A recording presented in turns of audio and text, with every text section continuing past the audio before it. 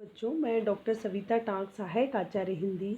आज मैं कक्षा बीए पार्ट सेकंड में पेपर सेकंड में जो कि हमारा एकांकी का है, उसके अंतर्गत हम दीपदान एकांकी के नामकरण और उद्देश्य के बारे में जानेंगे।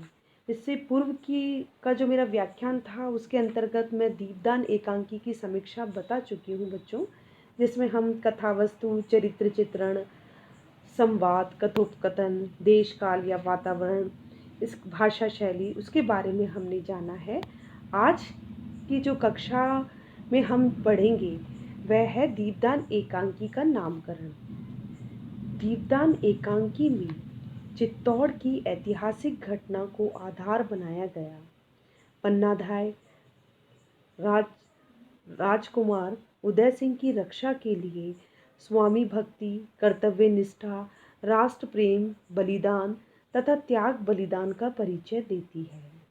एकांकीकार डॉक्टर राम कुमार वर्मा ने प्रस्तुत एकांकी के कथानक में यथार्थ के साथ आदर्श का बहुत सुंदर समन्वय किया है। प्रस्तुत एकांकी के कथानक के अनुसार चित्तौड़ में दीपोत्सव बनाया जा रहा है और रात्रि के समय तुलजा भवानी के सम्मुख सुंदर स्त्रियां नृत्य कर रही है। साथ ही वे पूजा के निमित्त छोटे छोटे दीपक कुंड में अर्पित करती है। इस तरह चित्तौड़ की प्रजा राग, रंग और नाच गान के साथ दीपदान करती है। इसमें प्रजा का उद्देश्य लोक मंगल तथा आनंद की भावना को चित्रित करना है। लेकिन इस दीपदान को लेकर दासी पुत्र बनवीर एक ऐसा कुचक्र रचता है जिसमें वह पहले तो महाराणा विक्रमादित्य की हत्या करता है तथा बाद में राजकुमार उदय सिंह की हत्या करने के लिए पन्नाधाय के आवास में आता है। वह राजकुमार की हत्या करके चित्तौड़ पे शासन करना चाहता है। इसलिए वह कहता है कि आज नगर में स्त्रियों ने दीपदान किया है, मैं भी यमराज को इस दीपक का दान कराऊंगा। यमराज, लो इस दीपक को, यह मेरा दीपदान है। इस प्रकार बनवीर राजकुमार उदय सिंह की हत्या करने का प्रयास करता है, परंतु उसमें वह सफल नहीं रहता। बनवीर यही चाहता था कि वह चित्तौड़ के सिंहासन पर अधिकार जमा सके और अपनी प्रजा अपने मार्ग में बाधक को समाप्त करे। प्रजा और बनवीर के दीपदान के उद्देश्य में अधिक भिन्नता है। पन्नाधाय राजकुमार उदय सिंह की रक्षा करने के लिए अपनी शैया पर उसके समवयस्क अपने पुत्र चंदन को सुला देती है। वह सोचती है कि नशे में धुत बनवीर को शांत करना कठिन है। वह राजकुमार का अनिष्ट किए बिना नहीं मानेगा, इसलिए उसने राजकुमार के स्थान पर अपने पुत्र चंदन को सुला दिया। उसका पुत्र उसके जीवन का दीपक था, जिसे उसने सहर्ष बलिदान कर दिया। इस प्रसंग में पन्नाधाय का कथन है, मेरे चंदन जाओ, यह रक्त धारा अपनी मातृभूमि पे चढ़ा दो। आज मैंने भी दीपदान किया है। दीपदान, अपने जीवन का दीप मैंने रक्त की धारा पर तहरा दिया। ऐसा दीपदान भी किसी ने ना किया होगा। इस प्रकार संपूर्ण घटना क्रम में चित्रित होने से एकांकी का दीपदान नामकरण अति रोचक, उचित, सार्थक, संक्षिप्त और उद्देश्यपरक है।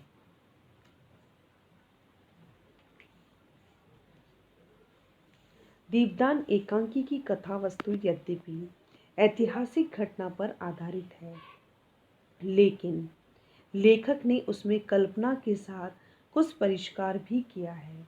दीपोत्सव की घटना और राग रंग के दृश्य लेखक की कल्पना पर आधारित है, परंतु पन्नाधाय के त्याग और बलिदान का कथानक ऐतिहासिक घटना है। एकांकी का प्रारंभ कुंवर उदय सिंह और पन्नाधाय के वार्तालाप से प्रारंभ होता है। रात्रि के समय कुंवर नाच देखना चाहता है, परंतु पन्नाधाय उसे सुला देती है। इस बीच बनवीर विक्रमादित्य की हत्या करके सैनिकों को राजमहल घेरने का आदेश देता है। वह स्वयं भी हाथ में खून से सनी तलवार लेकर आता है। कुंवर की अनिष्ट की आशंका से पन्नाधाय तुरंत ही कीरत बारी के सहयोग से सुरक्षा का उपाय करती है। वह उदय सिंह के स्थान पर अपने पुत्र चंदन को सुलाती है और दुष्ट बनवीर को शांत करने की चेष्टा करती है। वह छिपाने की कोशिश करती है कि राजकुमार उदय सिंह के स्थान पर चंदन सोया हुआ है। अंत में काफी प्रतिशोध के बाद बनवीर सोते हुए चंदन पर तलवार का प्रहार करता है। पन्ना जोर से चीख कर मूर्छित हो जाती है। इस प्रकार संपूर्ण एकांकी की में ऐतिहासिक घटना के अनुसार चित्रित की गई है। ऐतिहासिक विवरण के अनुसार पन्ना का त्याग अमर माना जाता है। एकांकीकार डॉक्टर राम कुमार वर्मा ने कथानक में स्वाभाविकता का निर्वाह किया है और कथानक विकास की सभी अवस्था को ध्यान में रखकर सभी घटनाओं के उद्देश्य के अनुसार उपस्थित किया है तथा कथानक में प्रारंभ, मध्य तथा अंत का उचित संयोजन कर नाट्यांगों और अभिनेताओं का पूरा ध्यान रखा गया है। परिणाम स्वरूप इस एकांकी का अंत अत्यंत मार्मिक बन पड़ा है। कथानक अत्यंत सरल, स्पष्ट, कौतूहलपूर्ण है। इस प्रकार दीपदान एकांकी में ऐतिहासिक कथानक के अनुरूप सभी पात्र ऐतिहासिक हैं। लेखक ने ऐतिहासिकता के अनुरूप ही पात्रों को संवारा है। उनके कथोपकथन चारित्रिक विकास में अत्यंत सफल हैं। इसमें पन्नाधाय का चरित्र अत्यंत सशक्त चित्रित हुआ है। कथा के प्रारंभ में ही उन्हें कुंवर के प्रति ममतामयी दिखाकर अंत तक इसका निर्वाह किया गया है। जब दुष्ट बनवीर विद्रोह पर उतर आता है तो कुछ ही क्षण में उसके मन में द्वंद्व उठता है। वह द्वंद्व भी इस बात का कि राजकुमार की रक्षा किस तरह। अंत में वह राजकुमार को चुपचाप सुरक्षित स्थानों पर पहुंचा देती है और उसकी जगह अपने पुत्र चंदन को सुला देती है। इस प्रकार वह त्याग और बलिदान का श्रेष्ठ उदाहरण प्रस्तुत करती है। बनवीर का चरित्र भी ऐतिहासिक कथानक के अनुसार दिखाया गया है। राजकुमार उदय सिंह और चंदन यद्यपि कथानक में अल्पकाल के लिए उपस्थित है, परंतु संपूर्ण कथानक उनको लेकर ही रचा गया है। एकांकीकार ने उनकी बाल सुलभ चेष्टाओं का सुंदर चित्रण किया है। कीरत बारी का चरित्र ऐतिहासिक पात्र की दृष्टि से प्रशंसनीय है। सांवली और रावल की पुत्री सोना ऐतिहासिक कथानक के अनुरूप दिखाई देती है। एकांकी का उद्देश्य। प्रस्तुत एकांकी पन्नाधाय के त्याग में चरित्र के माध्यम से प्रखर स्वाभिभक्ति, कर्तव्यनिष्ठा, राष्ट्र प्रेम और बलिदान का आदर्श प्रस्तुत करना रहा है। ऐतिहासिक साक्ष्य के अनुसार उस समय कुछ काल के लिए मेवाड़ में षड्यंत्रकारी और अराजकतावादी शक्तियां सर उठा रही थी। पन्नाधाय ने ऐसे अवसर पर राजकुमार की रक्षा करके जिस त्याग भावना का परिचय दिया वह वर्तमान काल में अत्यंत प्रेरणादायी है। एकांकीकार ने इसके माध्यम से वर्तमान समय में अलगाववादी शक्तियों के विरुद्ध संघर्ष करते रहने का संदेश दिया है।